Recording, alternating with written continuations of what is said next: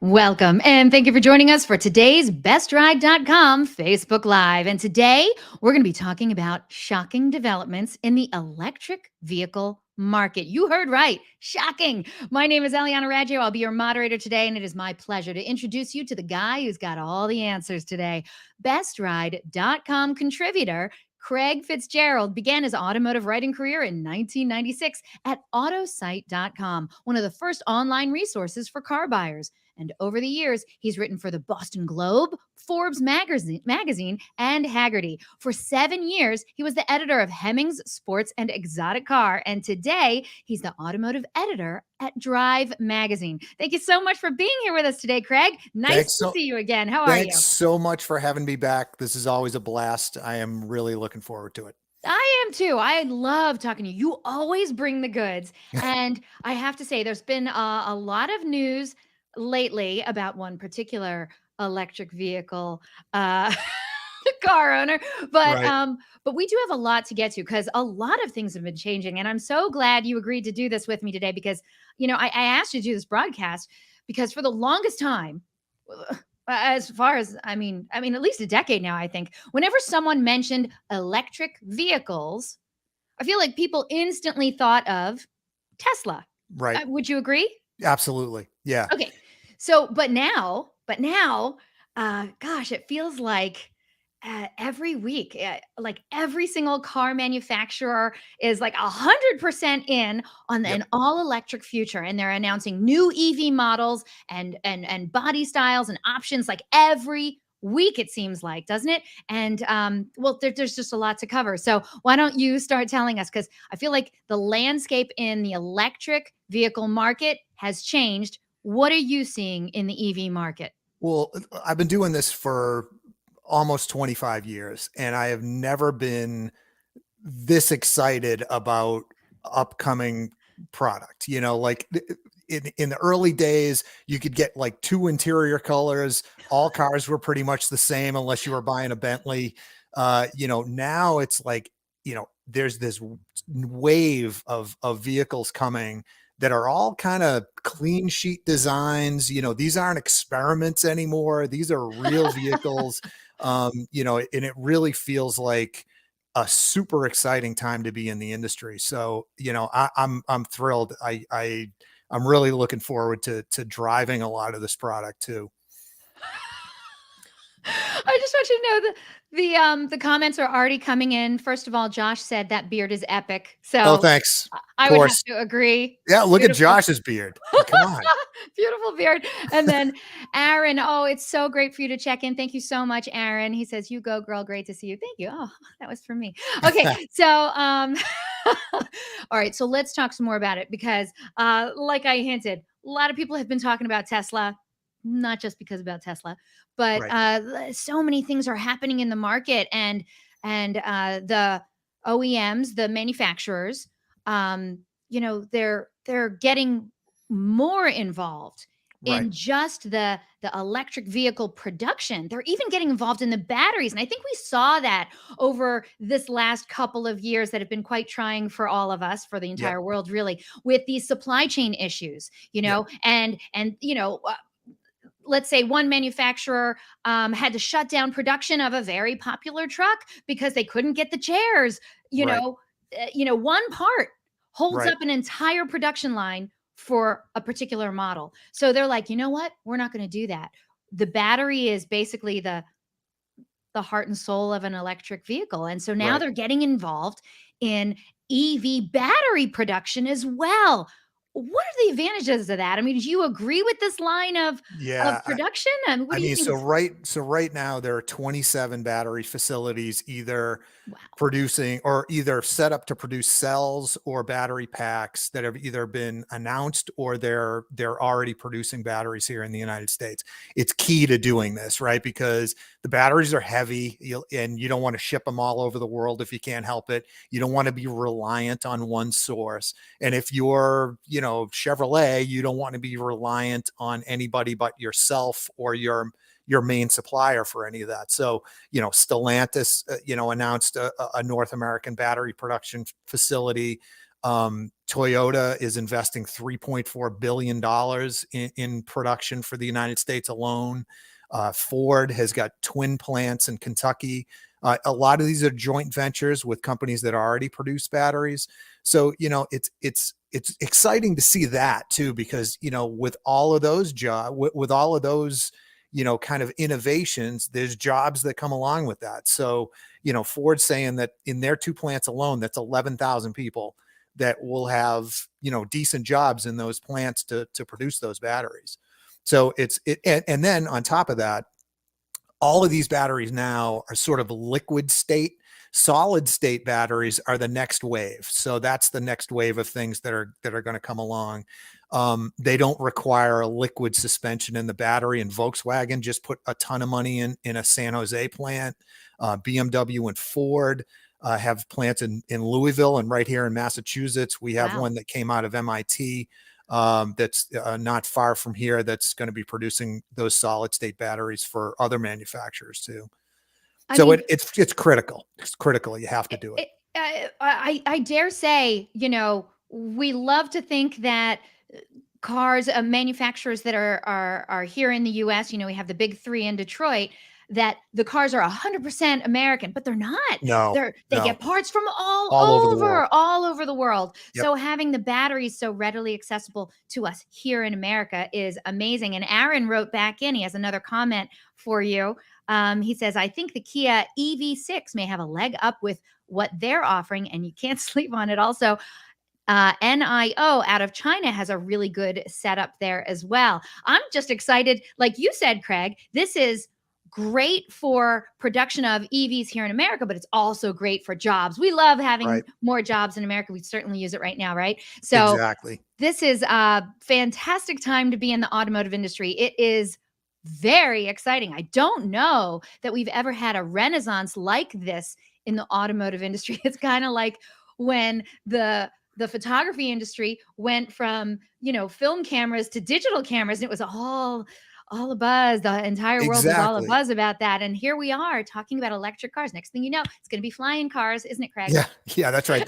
That never materialized. We've still been waiting for that. But I really thought we'd have self-tying sneakers by now. It's going to come. It's going to come. Okay. So now that we've talked about that, I think it's really interesting too, that it's like the government is getting behind on this. They really, and whatever the reason is, I don't really care if it's higher gas prices or it's better for the environment. I don't really care what the reason is, but it's not just car manufacturers that are pushing for more EVs on the road. There's a growing number of federal and state legislative changes and government incentives. And they're really being put out there all to drive more EV ownership, more EV adoption, as we call it. So can you speak a little bit more about that, Craig? Because some of them are quite lucrative and some of them are coming down the pike. So talk to us a little bit more about how the government is stepping in to encourage electric vehicle ownership. So the big federal push came in 2012 when the federal government and all of the OEMs got together and developed a 54.5 mile per gallon corporate a fuel economy standard. So by 2025, we want to be at 54 miles per gallon. That's not just in California though, right? No, that's across the country. Now, so what happened was the goal was rolled back between 2016 and 2020. But what happens is, the manufacturers are on such a long development cycle. The cars that they were working on in 2012, 2013, 2014, those are just coming now. So whatever the goal was in 2013, this is the result of it now, because they had to, had to develop clean sheet vehicles, right? Okay, but 54 miles per gallon, that's quite a bit more than the average right now, isn't it? Right. So what happened was, when we were with nothing but gas engines, fuel economy crept up quite a bit. It really did between 2012 and 19 or so. It crept up, into 27, 28, 29 miles per gallon. But what happens when you add EVs into that mix? It just, these things have a mile per gallon equivalent of 100 miles per gallon, right? So all of a sudden, a chunk of your vehicles are getting 100 miles per gallon, and it just drives the fuel economy up, incredibly. So there is incentive to do this, and it's not just financial incentive. It's like, or it's not just like grants, it may be, we're going to put some development money into battery technology. We're going to put some development money into this and that.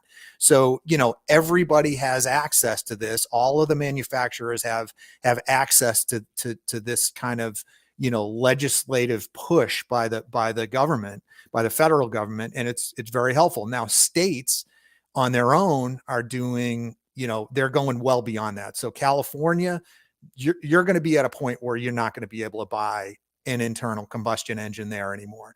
So they've already gone, they've already said that, like small engines, so lawnmowers and things like that are all going to have to be battery powered. Wow. Yeah. So on top of that, there are also, there's the federal tax credit of $7,500 when you buy an EV. Let's see, GM, Tesla, and probably Toyota now have all sold 200,000 EVs. So they're out of the credit. So like if you buy one of those vehicles, you don't get the tax credit anymore. So it gives an advantage to companies like Subaru, like, Ford, these companies that are now just coming online with EVs. Those have a bit of an advantage for a little while. And then at the state level, you've also got benefits like, cheaper electric rates and, rebates on level 2 chargers. And then some states you can even, you get preferred parking and, you can use the high occupancy vehicle lanes with an EV, which, those are nice benefits. It's not necessarily a reason to buy one, but, it all kind of adds up depending on what state you're in. No, I think we have to give people as many reasons as possible to make sure that they find the perfect car for them, the best ride for them, if Yeah. you will. And yeah, the fact of the matter is, it very well may be behind the wheel of an electric vehicle.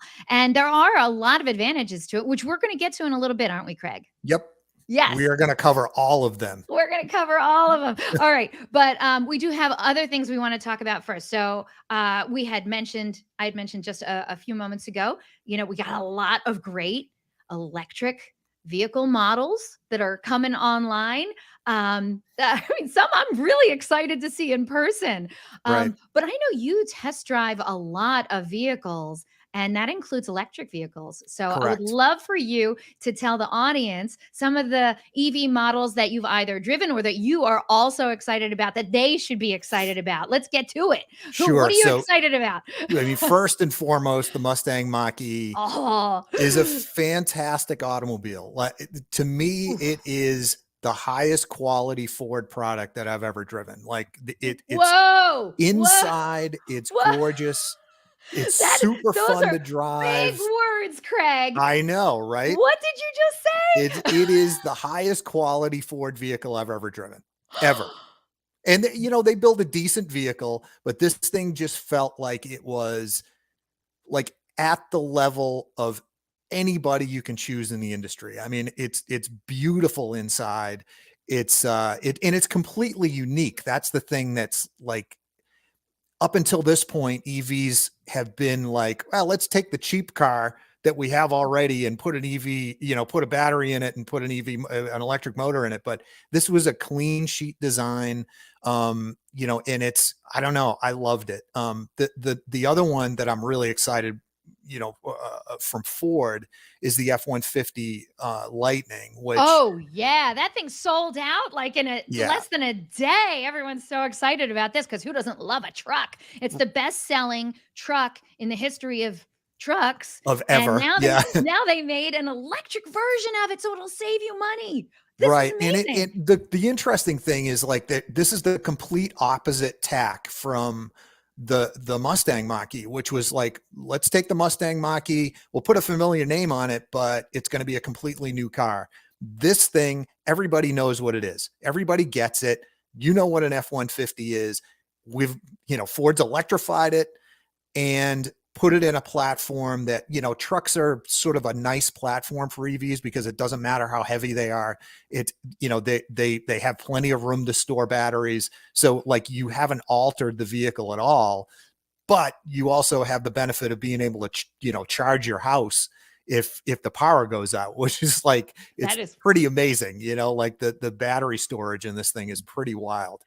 Yeah, I remember when that storm hit down south and Yeah. people were without power for quite a while, and somebody said, "Hey, did you know if you have one of these electric trucks, that'll do Right. it for you." What a Right. great You can, at least get your, your refrigerator running so all your food doesn't spoil. Oh my gosh, It's great. the commercial wrote itself. I mean, they Yeah. actually Yeah. did use it, and wow, that was incredible. But you're right. Yep. The Mustang, for being a classic car, that Mustang Mach-E doesn't really look like a No, and it's Mustang, but the not Ford intended to. F-150 looks like a Yeah. pickup truck. Yeah. Exactly. So, and then, I drove the EV6, the Kia EV6 Mhm. recently. That's on the same platform as the Hyundai Ioniq 5. The EV6 is a little bit more of a kind of sporty hatchback, Okay. where the Ioniq 5 is a little bit more of a crossover, but they're sort of identical mechanically. And the EV6, I loved it. I mean, it's so pleasant to drive. Again, very nice inside. It just seems It's like everybody has paid really very sweet close looking. attention. Yeah, this thing to me, and especially the Ioniq 5, it looks like the future to me. Like this is like all of a sudden like, oh, these aren't economy cars. These are, sort of a premium experience, which I think is woefully missing, I guess, in what has come before them. Like, so, hybrids and all that, the early hybrids, the early EVs that we got were cheap cars. These are not cheap cars. These are nice vehicles that anybody would be happy to drive. They're just powered completely differently. And I drove the EV6 in February in Boston, in a snowstorm, and had enough range to go from Boston to New York City with, with a little bit of mileage, left to go find a charging station somewhere. Wow. So, like no, I shouldn't say nobody, not many people are driving that much every day. So, that's the kind of thing. When you get into 250 miles, it really gives you a lot of flexibility. And then the other one I just drove last week was the Subaru Solterra, which Oh, should be arriving. They just announced pricing on it last week. And this is sort of the first attempt to make something a little bit off-road ready. This isn't like, something that you're going to go, challenge the Rubicon with, but I did drive this off-road and it oh, was shocking, no pun intended, how good it did off-road with like 17-inch street tires. It climbed hills in the dirt that I did not anticipate it was going to be able to do. And there are a lot of things about this about how electric power works that makes it better. It makes it a better vehicle to drive off road because you don't lose the power in the drivetrain that you do on a gas engine. So like when you step on the accelerator, that power is in the wheels. It's not like it's going through a transmission, a transfer case, and a differential where it's losing power and all of those things. It's just on. And so we found that it was really intuitive to drive off road. I really thought it was great. I dare say that might be the best looking car in the Subaru lineup. It's It's really, a good looking I car. think when I first saw it, it didn't sort of grab me. Only that, it's like, it kind of looks conventional to me, but inside again, like super high quality inside. And I love the way that it drove on the road. I mean, we drove it at 80 something miles an hour on 101 in California. And it was like, I mean, why would you want to drive anything else? I mean, it's phenomenal, super quiet. no engine noise to think about. You basically, you hear the tires rolling and you hear the wind going by you. That's it.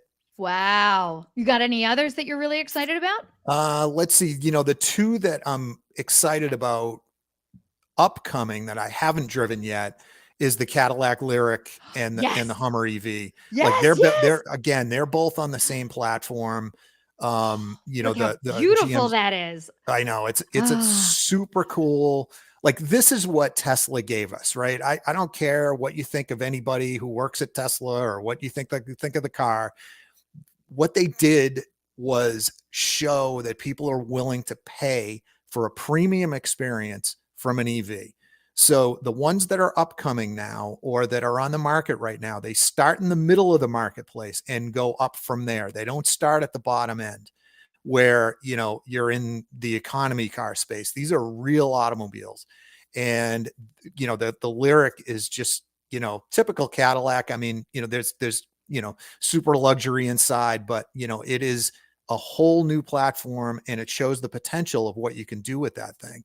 And then the Hummer EV, super exciting because, this thing, it weighs like 9,500 pounds, which is ridiculous, I but was it sad goes, when they got rid of the Hummer, and now they're resurrecting it I back think as an EV. I think it's you so may be the only exciting. one that was sad to see Hummer go. What? And I thought it was I so was, cool. I was a little bit like, when this first came out, when they announced this, it was like, what do they want to do that for?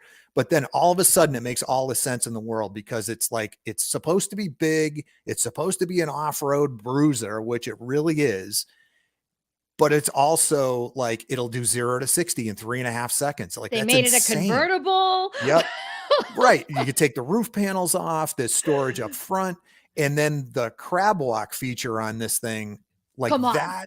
that's the potential for what an EV can do that a gas engine cannot do. It just Can can't, you know. cannot do, like, will never do? No. No. I mean, so GM had what they called quadra-steer before, right? Which is a four-wheel steering setup.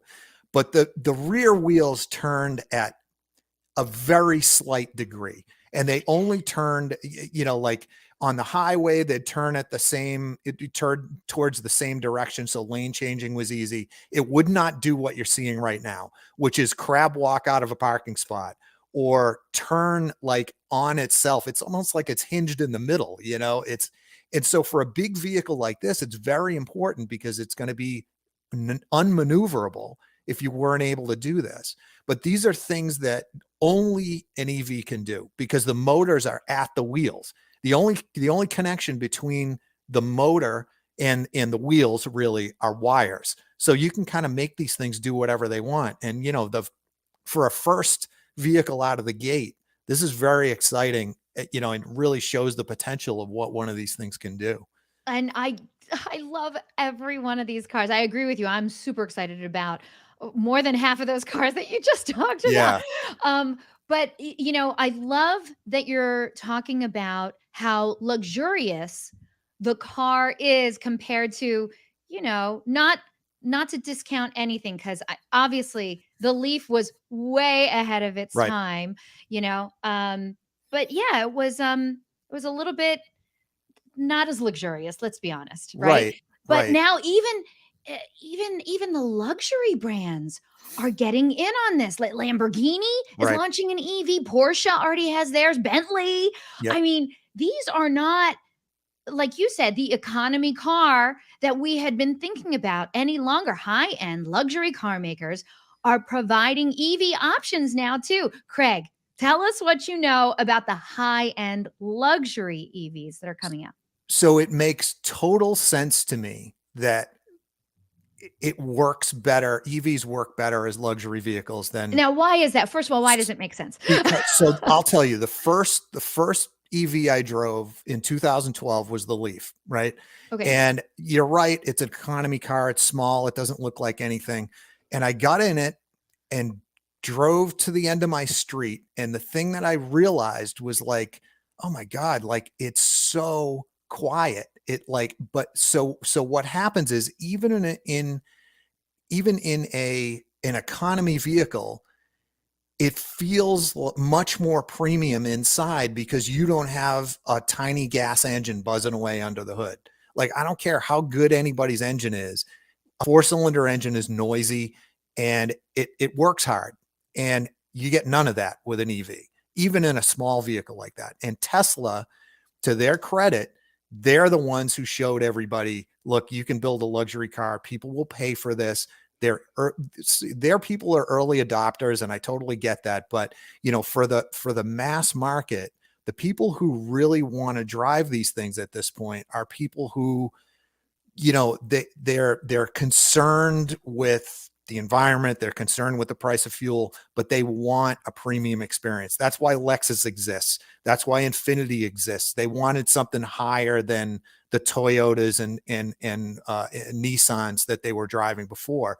And it just makes total sense to me that they've gone in this direction. So like for Bentley, who cares what engine is in a Bentley?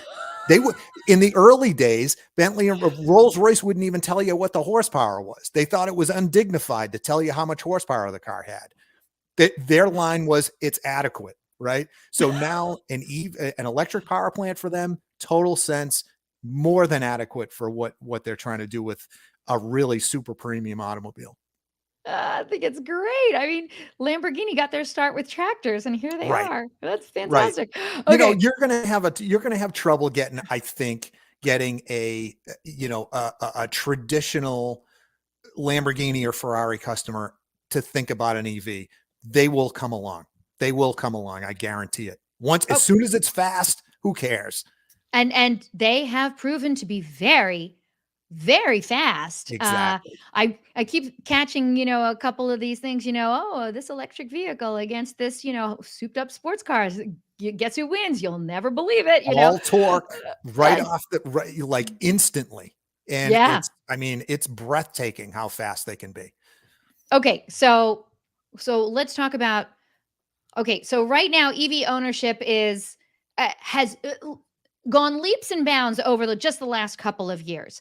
But how quickly is electric vehicle ownership going to happen in the US? So, I mean, the benchmark that everyone's looking at is, when is it going to hit that 50% mark? Right. When is it going to be half of all car owners are going to have an electric vehicle? And what are you seeing out there? What are you hearing, and what do you think?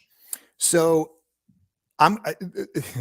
what most of what you hear is a misunderstanding of the way things are presented, right? So Okay. the number that everybody's throwing around is one that they got from McKinsey, this management consultant firm.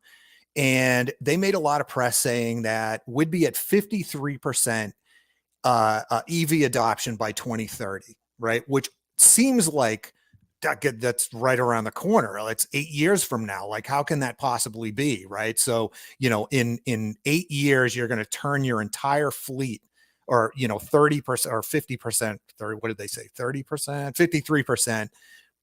In 8 years to EV. Like, it. How can that be? And people are scared by it.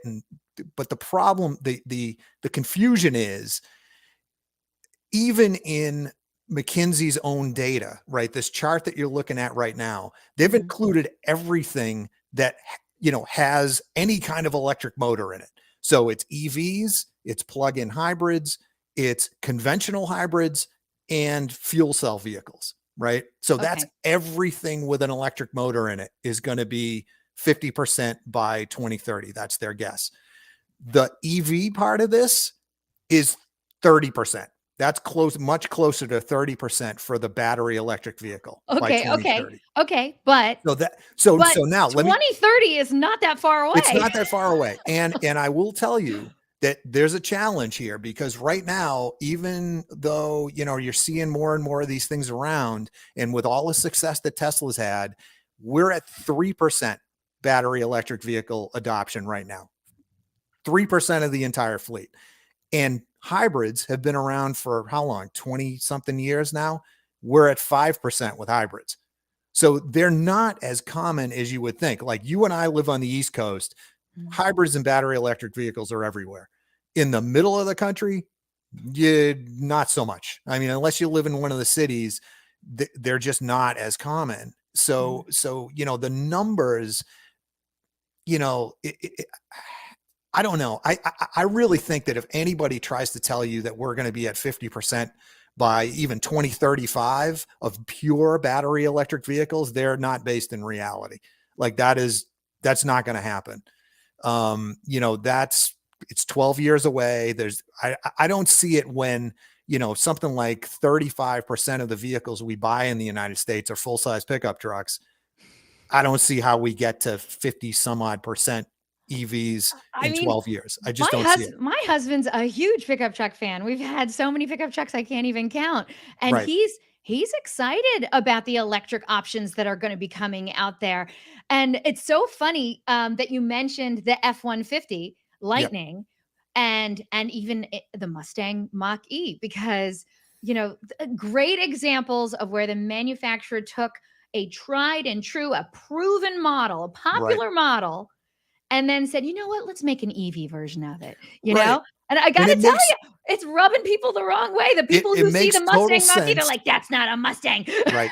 It makes total sense. And ironically, the research shows that the people who are most resistant to EV adoption are pickup truck owners. Like Yeah? they're totally resistant to it. Oh, And I think it's the muscle car owners. I it, think they're the it, ones. it's partly because, pickup owners, they tow trailers, they do all kinds of things that, you can tow a trailer with an EV. There's no question, but do you have the range? You lose half your range when you're doing that. So, there has to be some there's going to be a development cycle here. There's a learning curve with some of these things, and we'll get there, but we're not there right now. Okay, so let's talk about that, because I Yes. do believe that some people are well, the word of the year is disinformation. Right. And while we're sitting here and we're talking about electric vehicles, and yes, they're attractive, they save the environment, they save your money on gas, and but the people are still hesitant, and Right. they have every reason to be, because there's a lot of articles that come out there and say, ooh, the batteries, you can't trust the batteries, and it's not really saving the environment, and there's a lot of disinformation out there. So can you dispel a few of the biggest ones, if Sure. they're able to be dispelled? Sure. The big one is the batteries. There's a couple of things about the batteries. One is, there's this sort of persistent um, bit of disinformation about spontaneous combustion, which Hmm. is, I heard that the batteries, if you get in an accident, first of all, their batteries are hard to put out, fires are hard to put out, which is true. But, there's a lot of things that are hard to put out, and fire departments are getting trained on how to do this kind of thing. The second thing is, oh, it went to the tow yard and 6 hours later it caught fire again. Um, it's, it is an issue. I will say that, but it's an issue with 6 Teslas at this point, 6, right, out of 2 million cars. So, car fires happen all the time. They do. It's like the rate of car fire is 1,500 per 100,000 cars. That's with gas Okay. engines. With electric vehicles, it's 25 per 100,000 cars. So like they're no more likely to catch, they're much less likely to catch fire in the first place. Fuel stations catch fire all the time. So it's not as if the vehicle that you drive with 30 gallons worth of combustible material with you is immune to catching fire. They catch Right. fire all the time. But it is like, we're going to have to learn how to put these fires out. That's what fire departments are doing right now. The issue is very dramatic when you see it, but it's hardly, a major problem at this point. GM, they recalled something like, or they recalled all of the bolts actually for a fire potential, which they took care of and sent all the cars back. And there's been no issue since. Mm-hmm. So the other big misconception is around the batteries themselves. Like, oh, what's going to happen to these batteries when they're all discharged and they can't take a charge anymore? What are we just going to throw them in the ocean? And all of these batteries, 100% are recycled. Like, there are businesses that are forming just to recycle the batteries for one specific manufacturer, right? So the manufacturers want the materials back. Any recyclable material is going to be taken out of them. They're going to go right back into production with those things. So, that's the other big kind of misconception. And there's the misconception that they're slow. They are not. They are not slow. They're fast. They're faster than the cars you're driving now.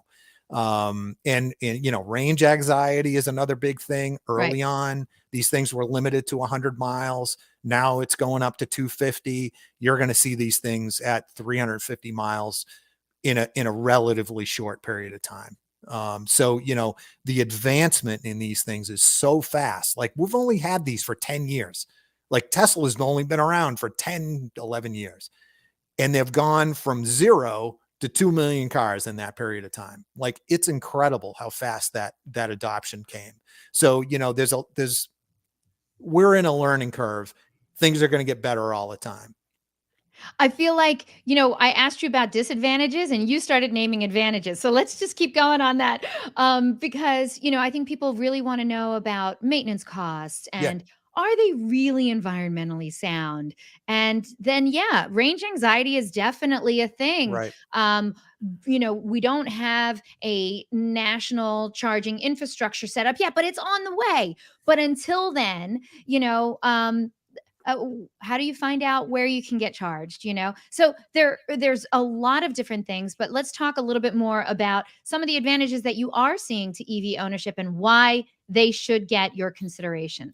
Well, so there isn't a blanket answer across the country about how environmentally positive your EV is going to be, because your power source is different all over the country. If you live in West Virginia, your electric source is coal, right? Mhm. And if you live in Maine, 85% of your electric source comes from hydroelectric, right? So if you're in Maine, very environmentally friendly.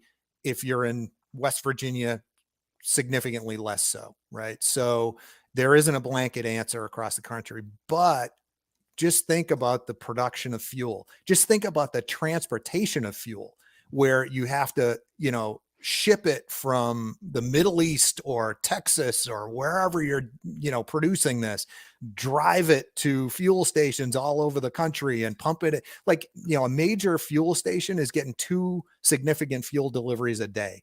Just the transportation on that has got to be more environmentally impactful to your region than plugging a vehicle into a wall outlet. It has to be, right? So the other thing is, like, the Maintenance. the maintenance. All cars have brakes. It doesn't matter what, if they're EVs or whatever. You're going to have to get shocks replaced, but all of the other things, coolant, belts, timing belts, water pumps, all of that kind of things, all of those kind of things that make your car work. It's all over. It's all gone. It's an electric motor and a battery and wires that connect the two. They are, um, the maintenance advantage to those things is astronomical, versus, think about just, the timing belt alone. When you go to get a timing belt replaced, it's $1,500, right? And you have to do that every 70,000 miles. So and then at that time, you got to replace your water pump, you got to replace all the coolant, you have to, replace a thermostat. So there's like this whole system that needs to be operated, just to keep the engine cool.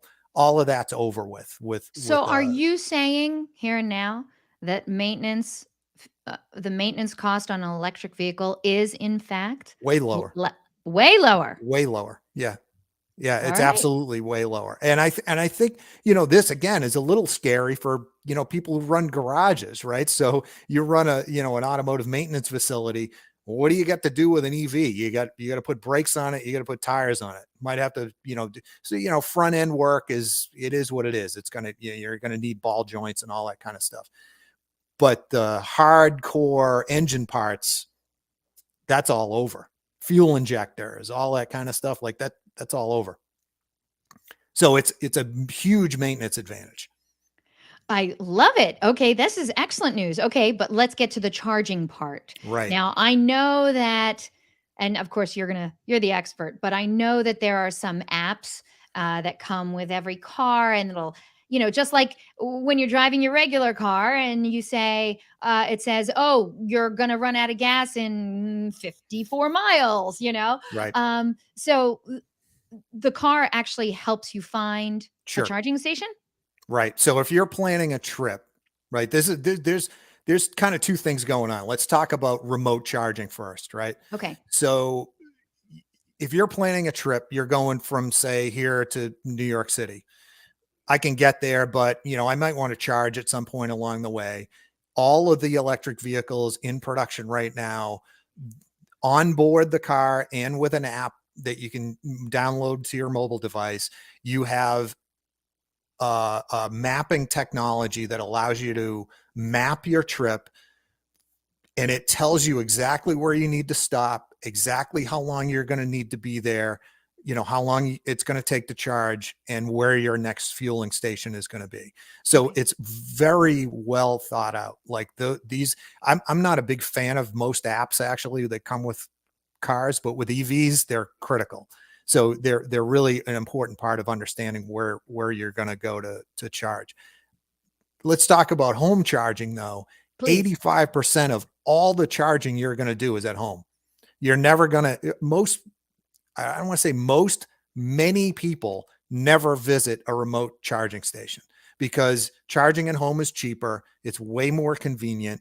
You just plug the thing in like you plug your iPhone in at night. It charges while you're asleep at the lowest rates available, the electric rates available in your area. And then you get up the next morning and you've got 250 miles of range to run to work. Most people work, if they go into an office anymore, it's usually within 30 miles. So you think about that, think about all the gas you burn when you're sitting in traffic. You're just sitting there idling. That's all gone, right? It's just the miles from where you live to where you work and then back again.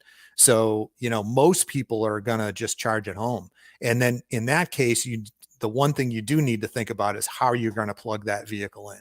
So you can either get a hardwired charging station, or you can get a 220-volt plug wired into your electric panel, and you can buy a charger from Lowe's for between $200 and $400. A level 2 charger plugs in, it'll charge at a faster rate than the 110 cord that they give you, the level 1 charger, which is super slow. You're basically going to use that for nothing. What's But what's super slow and what's super slow is like days. So like oh, if you have a and level 1 and charger and you're trying to you can use a level 1 charger if you have a plug-in hybrid. mhm. They actually work pretty well. You just plug it into a wall outlet and it charges overnight. But if you have a full battery electric vehicle, a level 1 charger, it'll charge it. It'll take forever. They're sort of good for like if you're Forever. right, right. I mean, if you want to wait around days for your vehicle to charge from zero to, I mean, it's like 48 hours Well, to what does charge level from 2 get zero. you? Level 2 is like 8 hours from 0 to 100%. And most people are going to charge at 30%. So 30 to 100% is like, 6 hours, something like that. So people do it at night, and they just, you sort Just of like your phone. right, exactly, exactly. So a friend of mine once had a diesel car that he converted to biodiesel, and the analogy was great. He said it's like having a wood stove. It's like it's not as easy as like what I was doing with my oil furnace, but you just sort of think differently about how you're going to heat your house every day, right? And it's the same way with an EV. It's like, okay, well, instead of going to a gas station every day, I'm just going to plug this thing in at night. And if you have the advantage of working in an office that has either a charging station, or you're at the airport, which has preferred parking for EVs, like these are all advantages to me. I don't ever want to go to a gas station ever again. I Wow. why who likes hanging around a gas station? Not me. All right.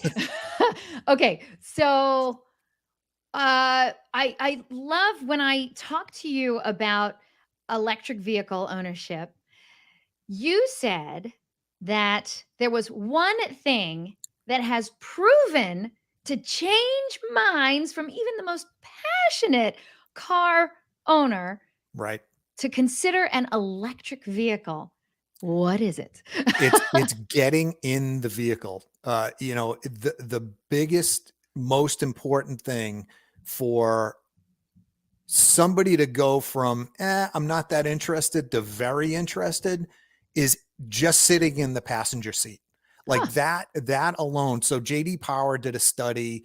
They took people who are sort of meh interested, and they went from that to very likely EV purchase consideration just being in the passenger seat. Like driving the car is another bump, but the biggest bump, it's like 300% greater interest once they experience the car from the passenger seat. So like if you're interested at all, or if you're on the fence, find someone to take you in an EV. Like go to a dealership, go to an auto show where they're doing demo rides, find a neighbor who's got one of these things, and just take a ride and see what you think. It is the thing that's going to convert you. It's an amazing experience. It really is. It's hard to explain to people how different it is to drive one of these things or ride in one of them than it is in a gas vehicle. They're not for everybody, just like motorcycles aren't for everybody. But if you're in that group of people that it makes sense for, you have to get in one. You really do. I love it. I'm putting you in that category.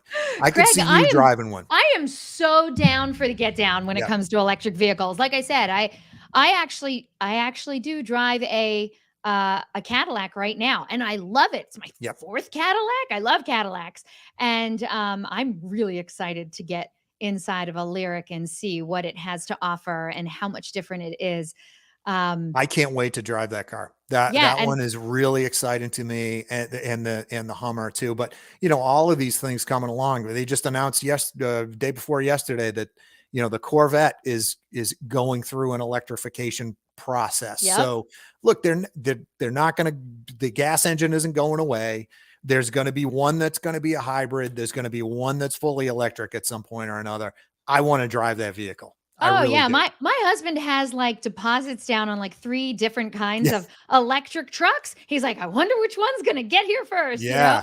The But GM is yeah. really exciting. Yeah, the Oh my Chevy is really gosh. exciting. It is an exciting time to buy a car right now. You have so many choices. Now, it's not just, "Oh, should I get the SUV or the crossover?" Now it's, we have an electric version." It's Exactly. just what an interesting topic you brought Just us don't this be time, afraid of Craig. it. Just kind of, get as much information as you can and spend some time with one.